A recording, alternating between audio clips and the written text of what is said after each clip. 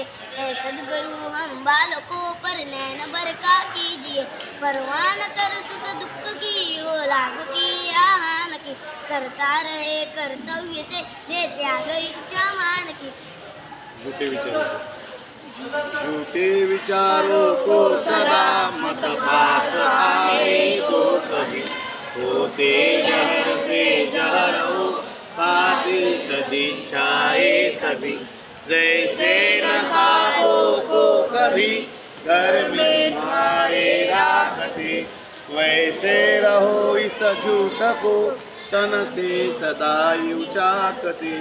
गुरु की कोई निंदा करे तब चुप कर समझाइए, या तो वहाँ से जाइए।